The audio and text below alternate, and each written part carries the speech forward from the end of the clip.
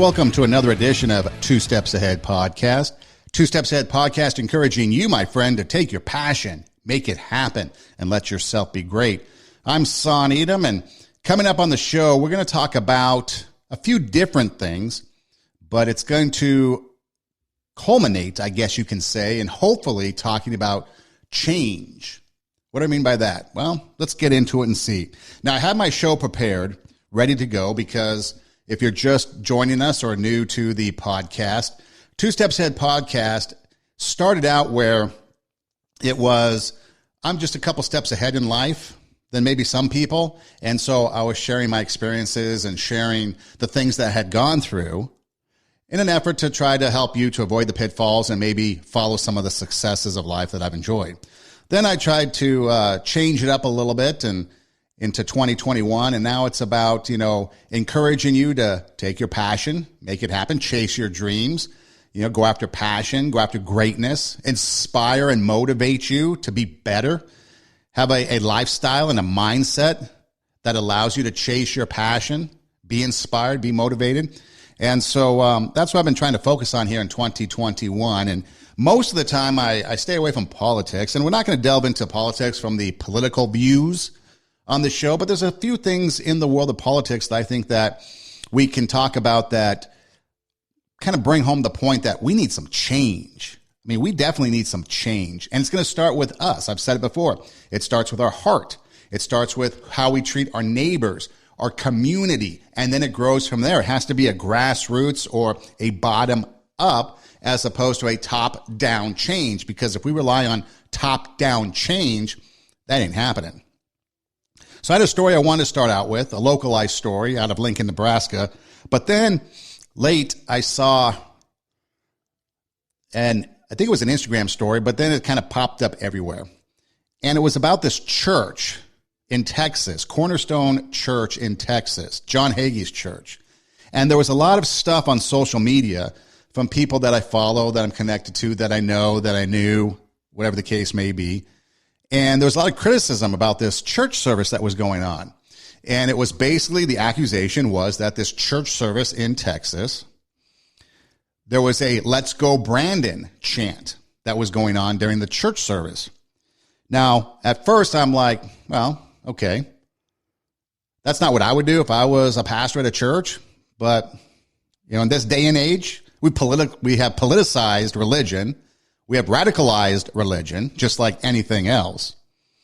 What do I mean by that? Well, remember when the evangelicals supported Trump, and that was a bad thing, both from inside and outside the church. A lot of Christians, a lot of evangelicals, a lot of pastors meeting with Trump, praying with him, praying over him, pictures being taken with him, praying in the White House, in the Oval Office, and that was a bad thing.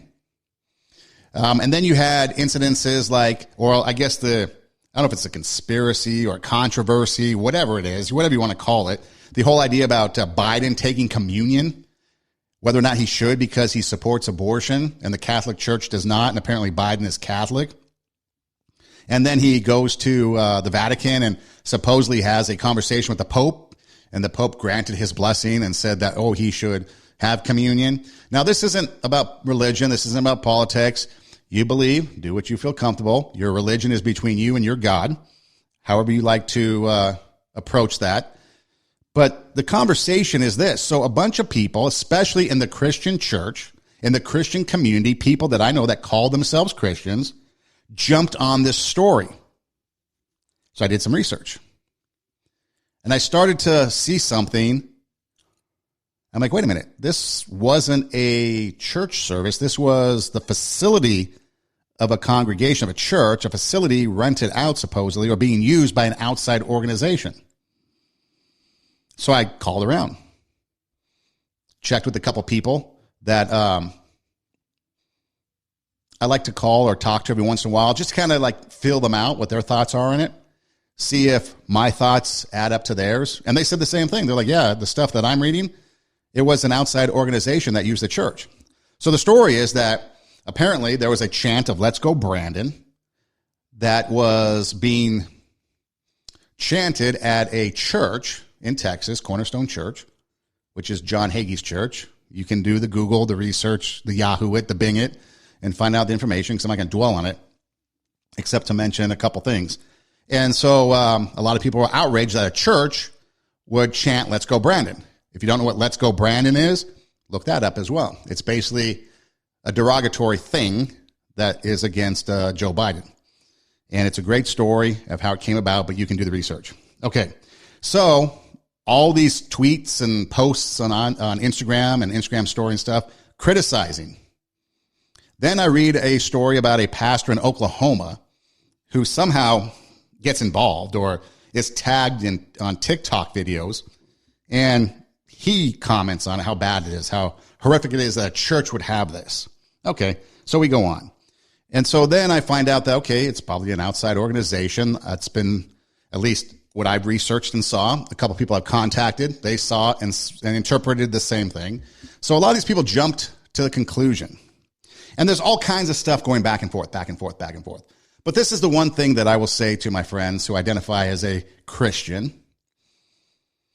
The whole point of anything going on inside a building, that church building, is just a building. The body of Christ is the people. It doesn't matter if you're meeting in a church, a sanctuary, a massive sanctuary, or a cathedral, or an American Legion hall, or somebody's house. It's the body of believers that come together. It's the people. So if in that congregation, the people of the church, and if they claimed to be Christian and they were chanting, "Let's go Brandon," that might be one thing. But the fact that somebody else is using a church building, or in this case, just a building, to chant something, who cares? It's irrelevant. And to make it a political story, to radicalize it, to have faux outrage over it, are you kidding me? Let's take it a step further. If you voted for Biden because you're a Christian and you hated Trump because he was mean and because he was a sexist and because he maybe or maybe not assaulted people or maybe he was racist, whatever it was, and you voted for Biden, well, doesn't your Bible tell you that abortion is wrong? Doesn't your Bible tell you that LGBT is wrong? And if that's the case, why are you outraged about "Let's go Brandon" chants when there's a whole lot of other theological issues that you have problems with, that you're supporting? So let's start there. It's not a religious, let's talk about religion and my theology, your theology. No, I'm just pointing out the fact that we've gotten to the point in society where everything that we do triggers something. And people are out there and outraged about it, condemning things. And yet you get it wrong because you don't have all the facts. And like I've always said, the initial narrative is never the truth. And then two, you're a hypocrite because you don't understand or realize exactly what is going on. What do I mean? Okay. So a lot of people then were outraged that this church would allow another outside entity to host a political rally in their church. Okay. That's fine. You can have that opinion. I think that's a valid opinion. But what about this? What happens to the church building the rest of the week that's not a Sunday? I know a lot of churches that rent the facility out. I know one church that rented out their facility to a preschool, a private entity. They had a preschool looking for a place, and the church rented it out. The people weren't Christians. They had no faith-based school. They had nothing, but yet they rented it out. Is that wrong? Or what about people that have weddings, that have the reception at the church? Because maybe there's a nice facility to have the reception, a big banquet hall or a fellowship hall or whatever else that these gaudy churches have these days. But yet they go someplace else and have maybe a female minister, maybe a judge, maybe somebody that got their certification on the internet and is now legally able to marry people in California. By the way, it costs you $10 to do so. What about that? Are you outraged about that? What about all the other things that go on? What about on Sunday, all the gossiping that goes on? What about all the judging that goes on? What about all the other sins that are committed during the church service? Are you outraged about that? What about the false teaching that's being preached from the pulpit? See, so there's a lot of things that we can point back at you because you're outraged over a group of people that chanted "Let's go Brandon" inside a building that happens to be designated as a church Don't you realize the church is the people, not the building? So get over it. And in fact, if you were really outraged, you would be more outraged about John Hagee's theology than you would about Let's Go Brandon. So again, don't give me this thing and go on to social media. It's a perfect example of Christians going to social media and being social media justices or the social warrior justices on social media and having outrage out there. For what? Just so that you can have outrage? What are you going to do about it? What could you do about it? Nothing. You couldn't do anything about it. So again, if you voted for Biden and you're outraged about Let's Go Brandon, why? Is it because they're chanting against the guy you voted for? Or is it because it's in a church building, the building that really means nothing because it's just brick and mortar, walls? Because the body of Christ, the church of Christ is the people, not a building. Like I said, it doesn't matter where you worship. It could be the beach. It could be an American Legion Hall. It could be someone's house. It doesn't have to be in a cathedral or a designated sanctuary. Jesus only went to the temple a couple times his entire life. The rest of the time he spent it on the road. So again, you got this faux outrage. So know the facts. And that's why we got to change. We got to change things because that's what's happening. That's what's happening in our communities. People are getting outraged over things that really, it's none of your business. Why are you getting outraged? Why don't you sit down? If you're really concerned, why don't you get on your knees and pray? So getting back to the change in Lincoln. So there was the University of Nebraska volleyball team. They decided, well, I guess they didn't decide, but it's a conference game against the Maryland Terrapins. And they played the national anthem before the games. So apparently there was an athlete for the Terrapins, Lady Terrapins, took a knee during the national anthem. And some people in the stands started yelling at this athlete, maybe calling her names. All I heard was they referred to her as trash.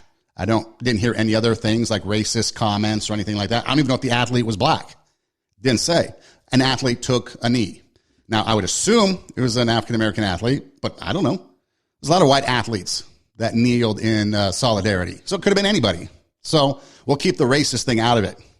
But a lot of people were sitting there and yelling at the athlete to stand. Okay. So two things. Well, first off, let's get to the quotes. Okay. So the coach was disappointed that this happened at a Nebraska volleyball match. He hoped that it doesn't happen again, said Coach Cook. We all have our personal views on that, but a volleyball game is not the place to say anything. Okay, that's fine and dandy, but let's move on. Athletic Director Trev Alberts issued a statement. Our athletic events at Nebraska should always be a place where people can come together and enjoy great competition in a respectful manner. Totally agree.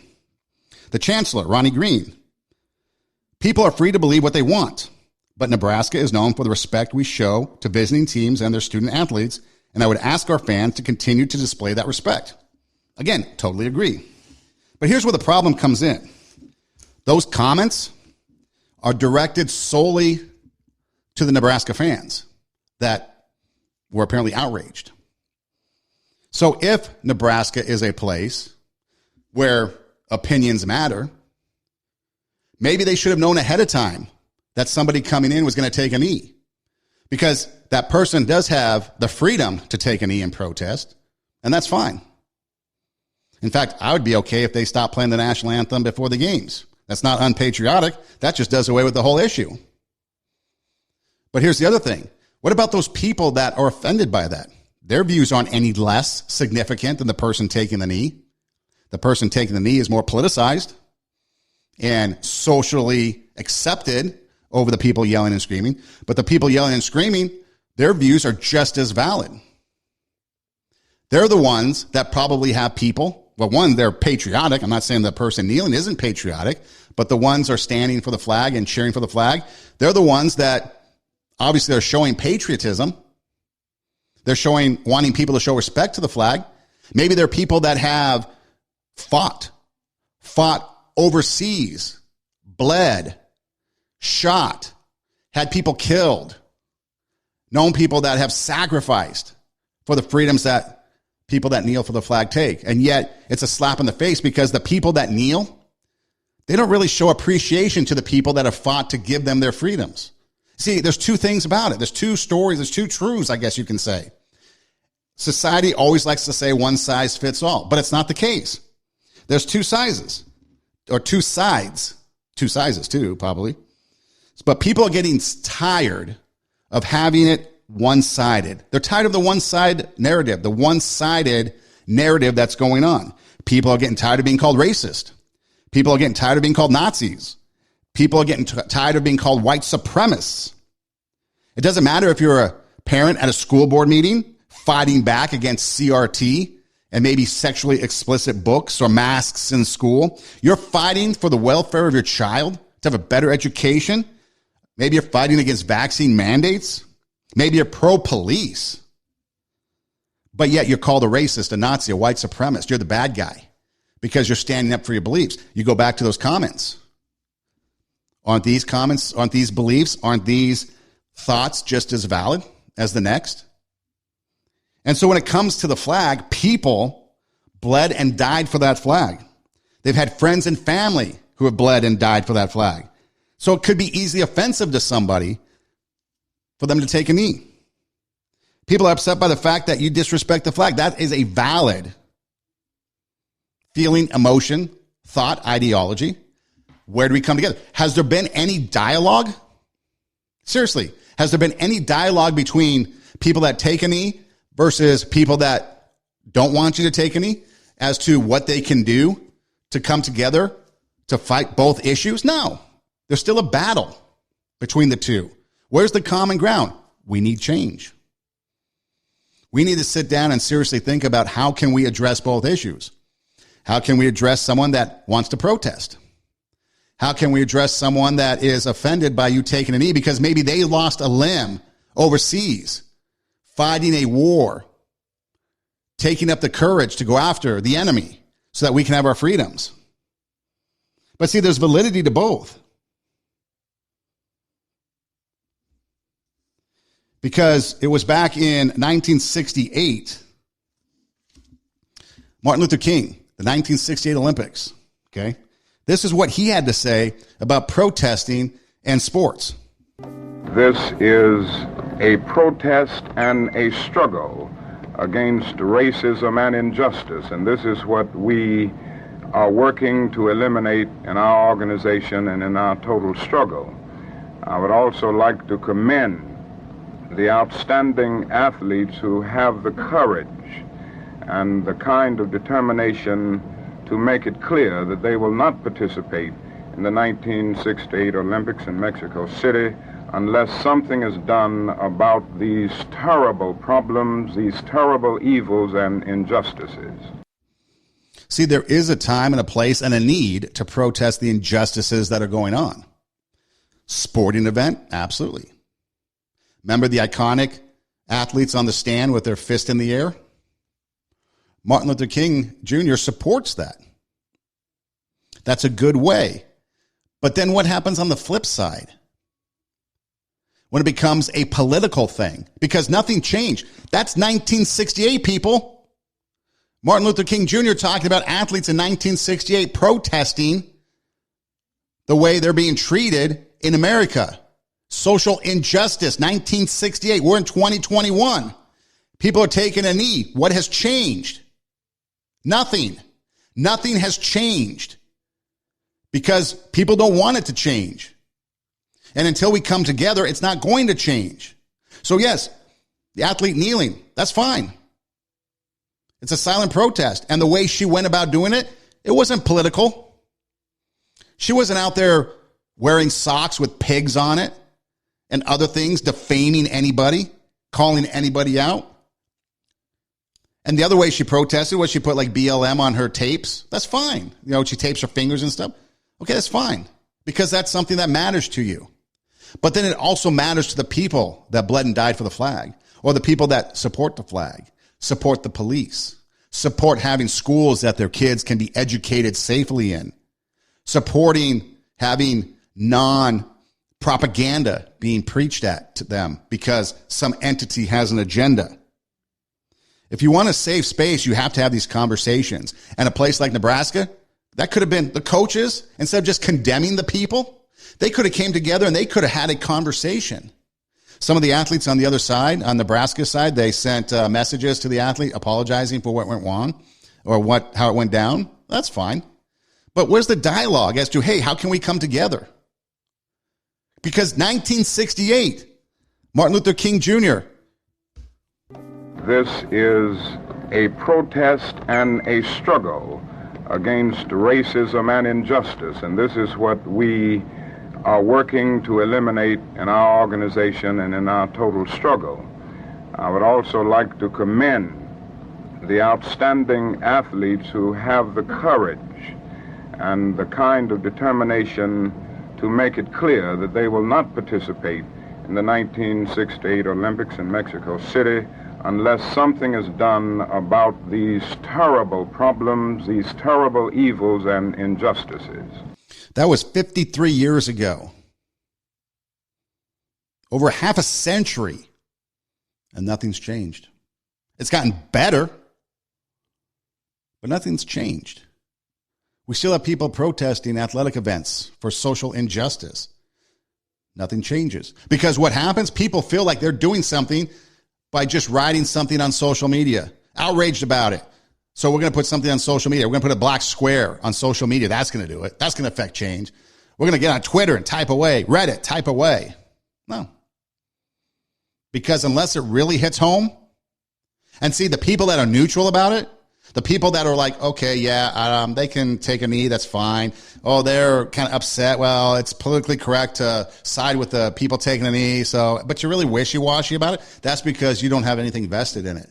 The people protesting and yelling and screaming at the athletes, they probably have something vested in it. They gave something. They sacrificed. Maybe they know somebody that sacrificed. The person taking a knee, they probably have something vested in it. The rest of us, we don't. So we get wishy-washy, and then it becomes politicized. It becomes a political thing. And now we have to take sides because of politics. When are we going to change? So the National Association of School Boards wants the FBI to label parents who fought back against the school boards that were pushing critical race theory, transgender ideology, mask mandates, and stuff like that. They want the FBI to label them domestic terrorists. Mom and pop want little Johnny, little Sally, little whoever to have a decent education, to be safe in the schools that they go to from being preyed upon by an ideology that they disagree with. They're now domestic terrorists. Are you kidding me? Now, I had here on my note card a laundry list of quotes, but I'm not going to play it. I'm not going to read it. Basically, they wanted to use the Patriot Act, this national organization for school boards, to go after parents as domestic terrorists for violence, interference with federally protected rights statute, conspiracy against rights statutes, an executive order to enforce all applicable federal laws, threats and violence against students and educators. So a parent protecting their kid is now being deemed a domestic terrorist because they don't want their kid being taught something that they don't agree with. Reading, writing, arithmetic is out the table. Now, that's not all school districts. And in fact, a lot of school districts have now disassociated themselves with this organization. But the school boards are supposed to be there for the people, for the kids. See, that's what happens. They go and they get elected, and then they turn their back on the electorate. You know what you can do? Vote them out. And that's what happened in Loudoun County. I'm not sure if you're familiar with the whole Loudoun County thing, but Loudoun County made the news in Virginia. And then it turned out that they were covering up alleged sexual assaults that were going on because it would go against the transgender ideology. Apparently some boy in a skirt went into the girls' restroom and assaulted a couple people, allegedly. And they covered it up. Well, the parents fought back. Parents fought back on that. The father of one of the daughters, or one of the girls that was his daughter, was arrested. I guess finally it came out, and now there's an investigation on that. The parents fought back against critical race theory. And what happened? There was a revolt. Now, the parents and the people of Virginia, they wanted change. They went about it the right way. They went to the ballot box. They went to the ballot box and they made their voices known. And they made big change. Seismic change. voting people in that they thought were a better fit to run their state. But these parents, they were racists. They were Nazis. They were white supremacists. Go look it up for yourself. Don't just look at Twitter. Don't just look at mainstream media, because they're lied to you.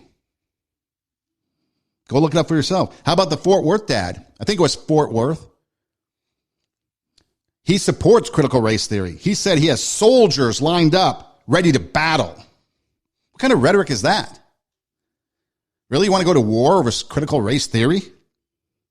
Or what about the school district in Arizona, where the school board apparently was compiling dossiers on parents who spoke out at school board meetings, had private investigators investigating them and compiling information, data, dossiers that they're going to use against them?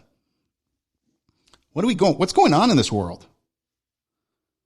And if that's not bad enough, well, MSNBC recently claimed that truck drivers, they're now racist. What? Truck drivers are racist?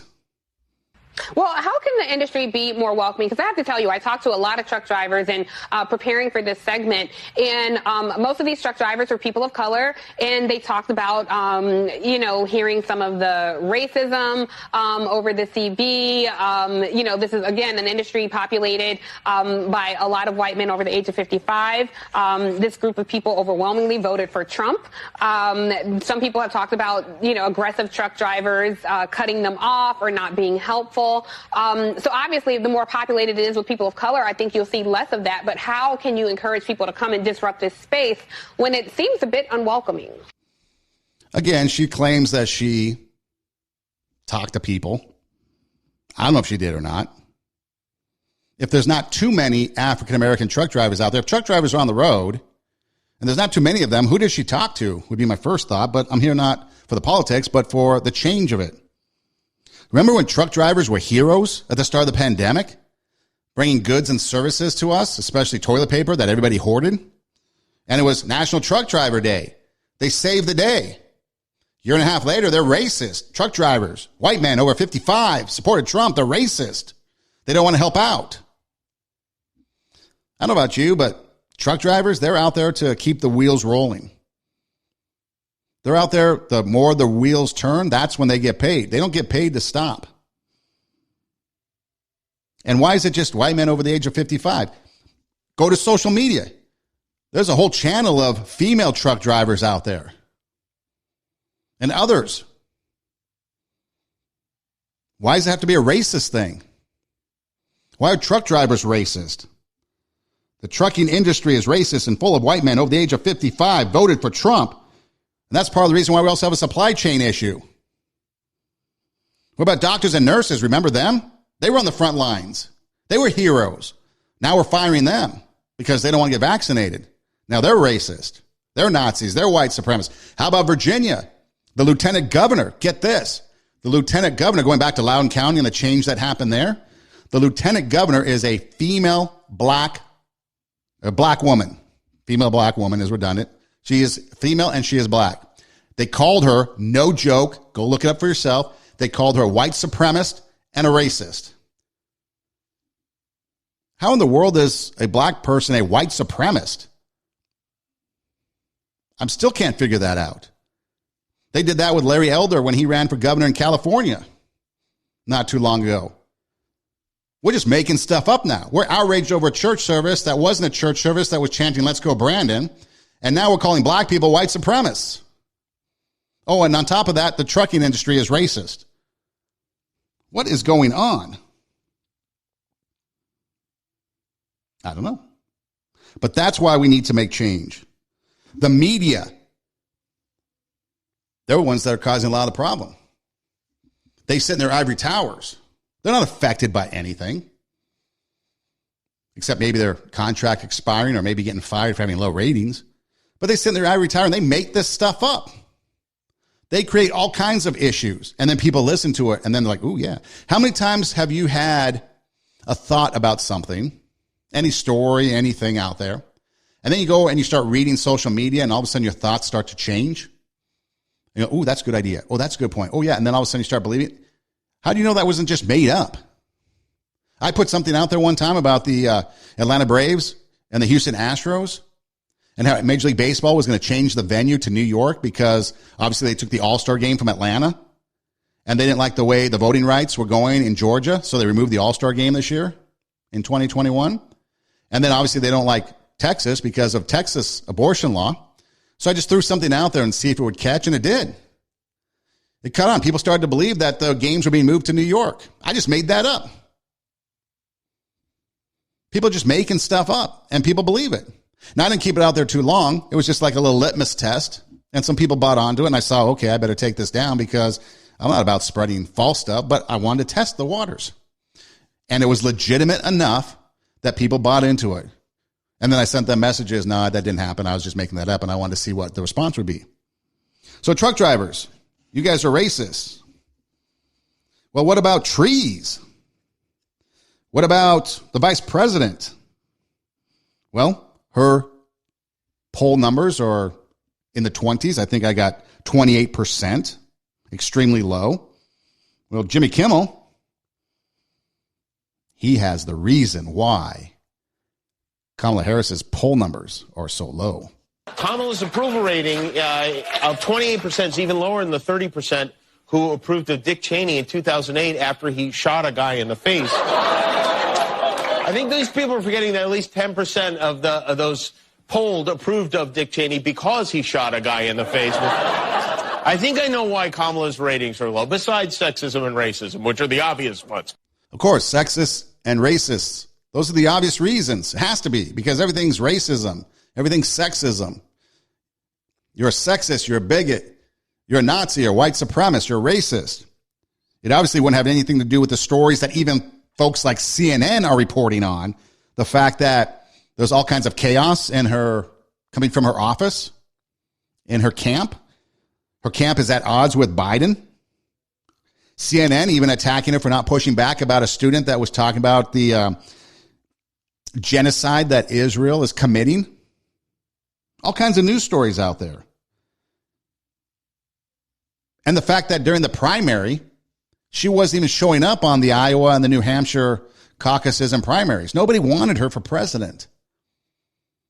In fact, Bernie Sanders was the lead until Biden came in. So she was irrelevant in the election by the Democrats. Oh, and the other thing, if 81 million people did vote, then some of those people have to be sexist and racist as well, because 81 million and supposedly Trump got 76 million.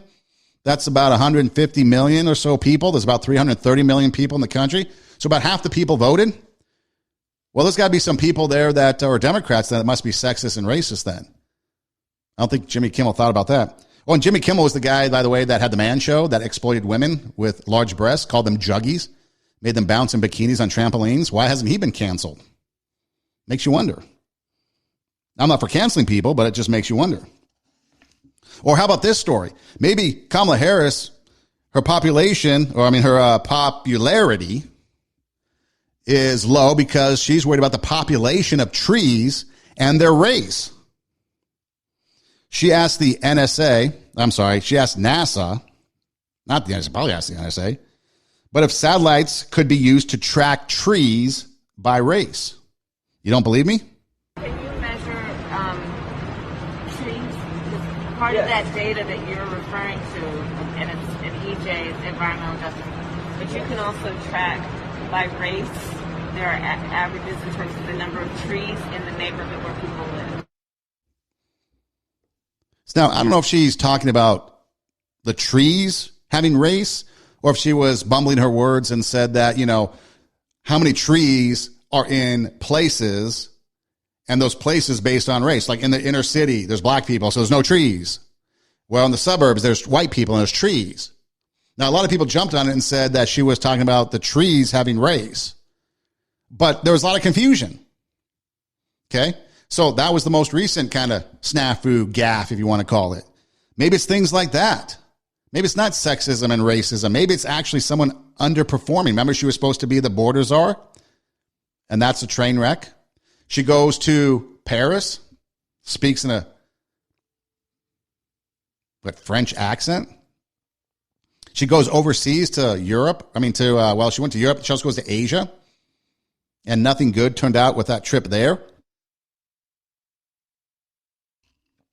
So why can't it be something like job performance? It goes on and on. But no, racism, Nazi, white supremacist, maybe even sexist. Those are the problems. And then we come to the fact that there's just violence by the Democratic Party. I just don't even know why there aren't uprisings all over the country. Maybe there will be. There needs to be unrest in the streets for as long as there's unrest in our lives. You got to be ready to throw a punch. You have to be ready to throw a punch. Donald Trump, I think you need to go back and punch him in the face. That I thought he should have punched him in the face. Feel like punching him. I'd like to take him behind the gym if I were in high school. If we were in high school, I'd take him behind the gym and beat the hell out of him. No, I wish we were in high school. I could take him behind the gym. I will go and take Trump out tonight. Take him out now. Okay. When was the last time an actor assassinated a president? They're still going to have to go out and put a bullet in Donald Trump. Show me where it says that protests are supposed to be polite and peaceful. And you push back on them, and you tell them they're not welcome anymore, anywhere. I have thought an awful lot about blowing up the White House. Please, get up in the face of some Congress people. People will do what they do. I want to tell you, Gorsuch, I want to tell you, Kavanaugh, you have released the whirlwind, and you will pay the price. We're going to go in there, we're going to...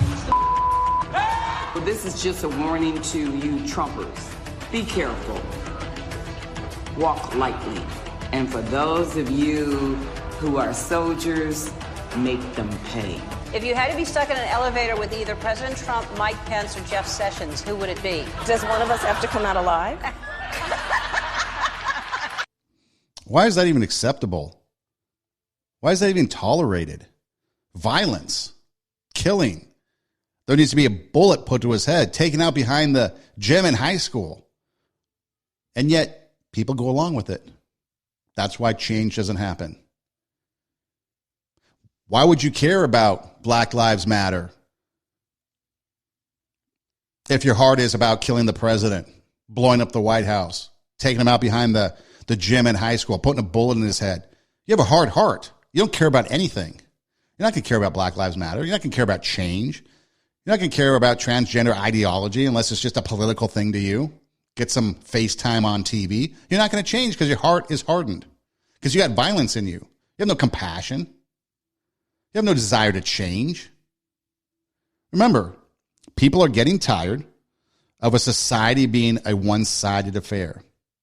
They're tired of it. And they're pushing back. And it started with the elections of 2020 in Virginia and a couple other places. How about in New Jersey?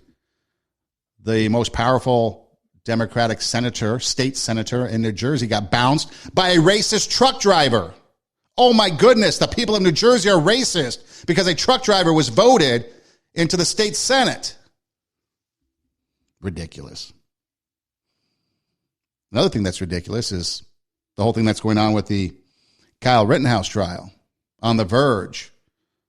As of this broadcast, the jury went to bed, so no verdict. But everybody's a racist. Now, if you don't know Kyle Rittenhouse, you probably either just tune out the news, which is A-okay, or you live under a rock. But he's a guy that during the riots of 2020 in Kenosha, Wisconsin, he shot some people. Killed, I believe, one and shot two others. Now they say, well, he says, the defense claims it's self-defense. And of course, the prosecution is charging him with all kinds of crimes, murders, etc. Okay. Now, throughout the trial, this is how the judicial system's supposed to work, right? Something happens, you go to trial. You let it play out in the court system. Hopefully the court system is fair and balanced.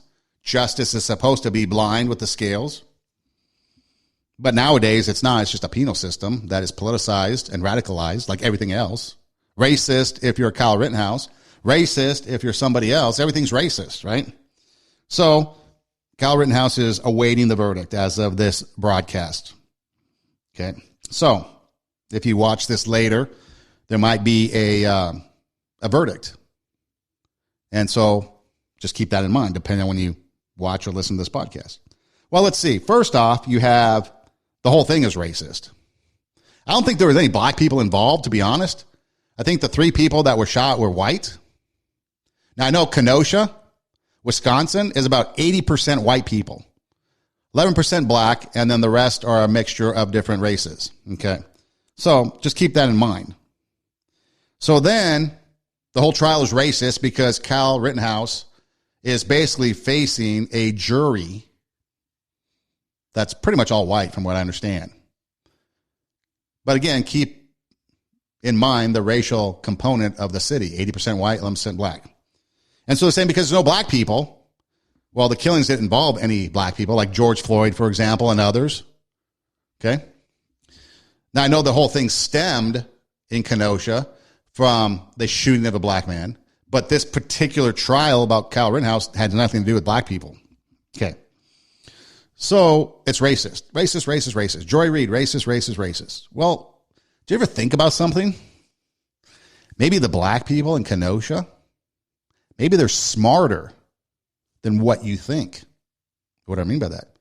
I don't know anybody that wants to do jury duty. Everybody I know wants to get out of jury duty. I've been several times called into jury duty. A couple of cases, I just sat in the jury room and then got kicked loose. A couple of times I made it to the courthouse. A couple of times I made it to the jury box. Almost questioned. Never questioned. Almost. So I've been there enough times. I've been there enough times to hear all kinds of the craziest excuses. Some legitimate, like I've got an ailing parent or an ailing grandparent, an elderly person that needs 24/7 care and I need to be there for them. Sounds legit. Or I've got young kids, I can't afford daycare, and I've got 4 or 5 kids at home that I need to take care of. Sounds legit. To the extreme, like my dog ate my homework type of things. Okay. So I've kind of heard them all. But nobody wants to do jury duty. On a side note, I did jury duty so much that I got promoted. Instead of superior court, I got promoted to federal court. I got called on a jury for federal court. Shangri-La. It is night and day. It is like a 5-star resort in those federal courthouses compared to the Motel 6 or the Super 8 that you're staying in down at Superior Court. Facilities are nice. The courtrooms are nice. The jury boxes are nice. The facilities, there's like a nice cafe in the one that I was in downtown LA. I mean, it was an extremely different environment. I'm like, if I half cared about doing jury duty, this is where I want to do it. And so the case came up, and there's about 50, 60 people in the jury pool for this one. We all go in the courtroom, and they're going through the whole gamut of picking people, tossing people, picking people, tossing people. And a lot of people getting kicked. And I've not been called, and it's dwindling. And finally gets to the point where there's one person left. And it's almost as if there's about 6 or 7 of us left in the jury pool that hasn't been selected yet. And there's one spot left. I think it was for an alternate too, which would suck even more. I think it was like 6th alternate. So if I think my memory serves me, it was 12 and then 6 alternates, kind of like what Rittenhouse is. Anyways, and it's like, okay, the next person that gets called is getting seated because the judge is just about done with this. My name, not called. Big sigh of relief. We all turn, look at the person that got called, head sunk. Goes to the jury box, jury set. Got out of there. Haven't been back. But federal court. Federal court is where you need to go. And if you're in the California, Los Angeles, California, federal court for Los Angeles includes as far north as Fresno and as far south as San Diego. You wind up in LA, but the federal court, probably worth it. Anyways, so you've got maybe the black community in Kenosha is smart to get out of this thing. Why be a part of it? Who wants to do jury duty anyways? It was what, like 2-3 weeks? And then all the aftermath that's going to come? Why would you want to be a part of it? So instead of accusing racism, maybe you should give some credit to people that don't want to be a part of it. I surely wouldn't. So the whole thing is racist to begin with, even though, like I said, I don't believe it involves any black people. Well, the judge, the ringtone. So now the judge is racist. But I think the court has to make some findings as it relates to the bad faith on the part of the prosecution. And if the court makes a finding that the actions that I had talked about were done in bad faith, So because that ringtone, that was the judge's ringtone. Apparently the judge now is a white supremacist. He's a white judge. He's racist. And the whole thing is a sham because he had that ringtone. Now, a lot of people said it was God Bless the USA by Lee Greenwood, which I don't think it is. Others say it was like a Southern Cross by Crosby, Still and Nash, which was even more outrageous for some reason if it was that. But so the judge is racist because he had a patriotic ringtone. So people went all over the place saying that he should recuse himself, step down because he was a Trump supporter, even though there's no evidence that he voted for Trump. He's a Trump supporter because he has a patriotic ringtone. He's racist. What does that matter? And then, of course, if the verdict comes down as not guilty, everybody's going to riot. Everybody's going to protest. It's going to be 2020 probably all over again. National Guard is already being called in to protect Kenosha. All this stuff. I mean, it's crazy. How is it that people are racist? You don't believe me? Here's Gabby Tulsi. She is a Democrat. She was in Congress until this past presidential election when she ran for the presidency as a Democrat. So she didn't run for re-election in her congressional seat. So now she's just out there, a free agent, I guess you can say. And so she was on some news channel somewhere doing something. And this is what she said. This is a Democrat. Okay. Again, think of this in terms not as politics, but as racism in America. This is the problem here, right? Is that there is no care or interest in evidence or the facts or justice. Really, it's about politics. It's about, hey, are you one of us or are you one of them? Are you on our team or are you the quote unquote enemy? And as we've seen in this example and others, if you're not on our team, then you are a racist. You're a white supremacist. You're a terrorist. And they levy out these allegations really without care, again, for the evidence, facts, or the consequences. And we're seeing the same thing happening here with the judge in this trial because of his ringtone being a patriotic song, God Bless the USA. Well, obviously, they're saying, hey, he's biased towards Kyle Rittenhouse. So what conclusion are we to draw from that? That if you love America, then you are a white supremacist? This is the craziness of what we're seeing play out here, which really, for me, it shows that they hate America, that they have such disdain for those who love America, that this is the allegation that they throw out. And it's especially offensive as we sit here on Veterans Day. This disdain extends to those who wear or worn the uniform, who are willing to sacrifice their lives to serve our country. It's extremely offensive, and they should be ashamed of themselves. See, and everything she said there about being offensive is you go back to the flag. Veterans Day, and they were calling the judge racist and a white supremacist and a Trump supporter because of a ringtone that was maybe 2-3 seconds long. I don't know if Shazam works that fast. But so you can understand why people are passionate about certain things. Okay? Because they have a vested interest in the flag, in patriotism, in being a part of this country and making this country a great country. And then there's others that just want to tear it down. And so they feed those people that are sucking up the racism, the white supremacists. There was a guy on Twitter that I know, he just put F Rittenhouse. I'm like, why? You don't know him. It doesn't affect you. And then we had an exchange, and it went something like this real quick. It was like, he needs to be held accountable for what he did that night. He's on trial. He needs to, he was out past curfew and had a gun. He's on trial, and yet others were past curfew and had guns too. Why aren't they on trial? And then as we communicated back and forth a little bit on Twitter, it kind of was like, okay, yeah, I guess, everything's fine. Like, it deflated his F Rittenhouse because it was like, dude, he's on trial. Everything you're saying is being done. He's on trial. That's the whole point of it. But why is it racist? Why is it white supremacy to have 80% community of white people on the jury? Aren't you supposed to have something that reflects your peers?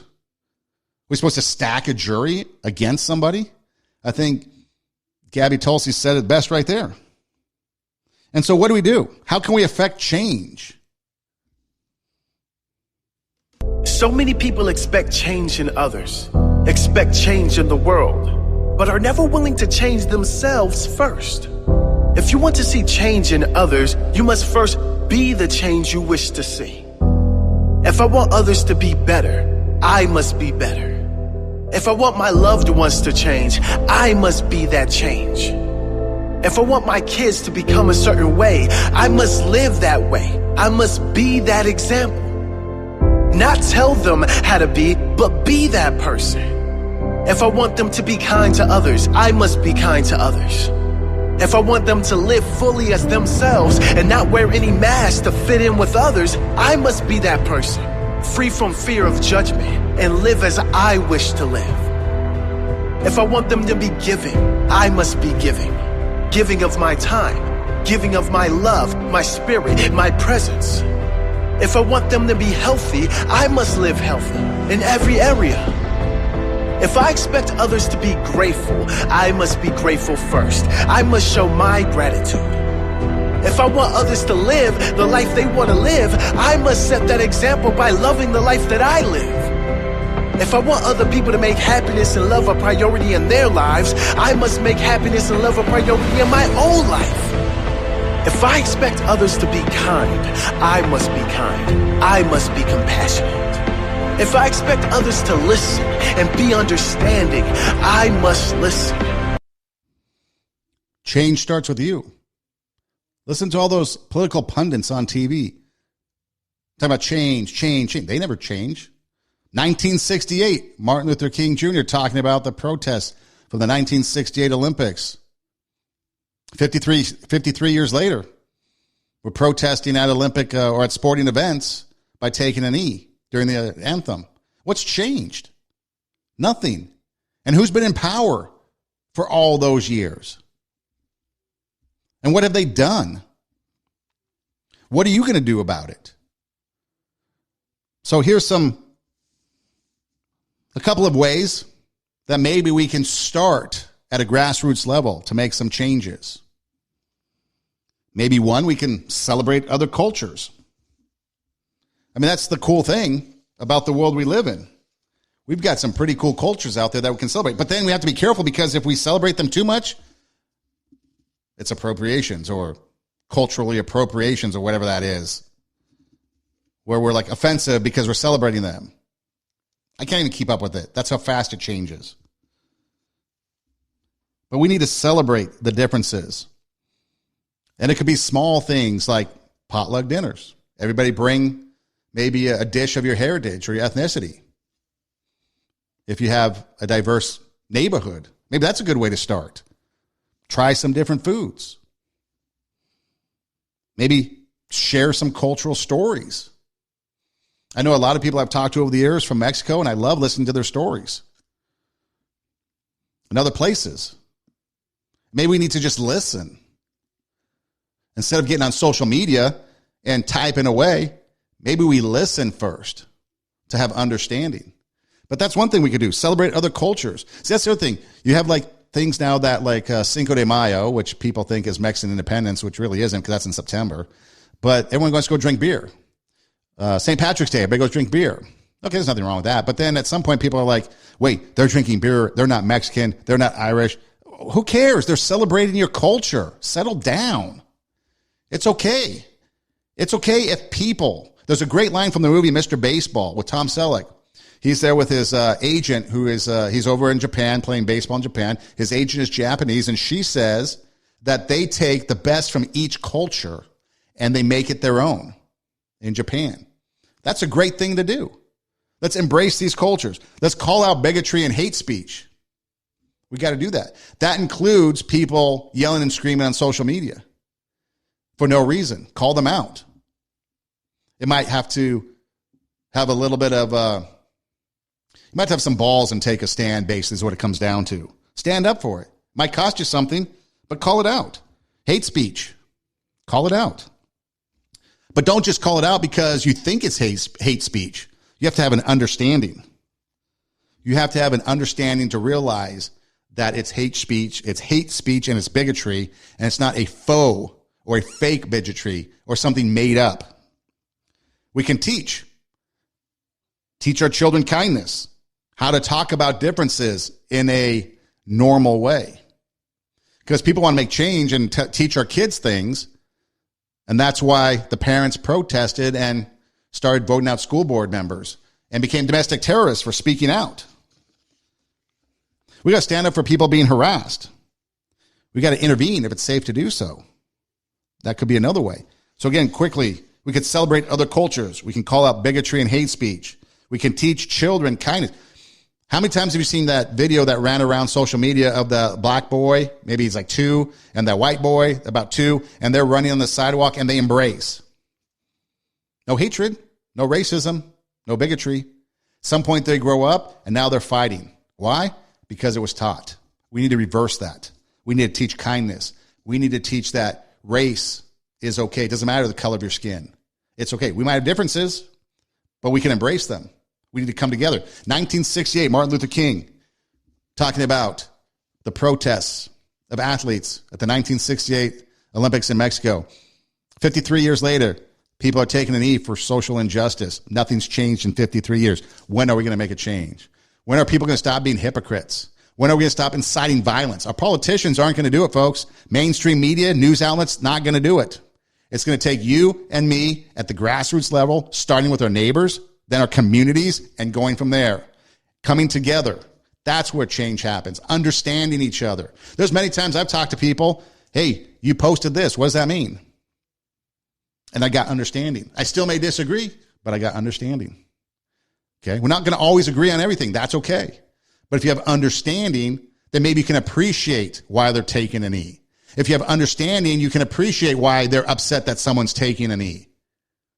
Because both sides have a vested interest in it. And how are we going to bring those two sides together?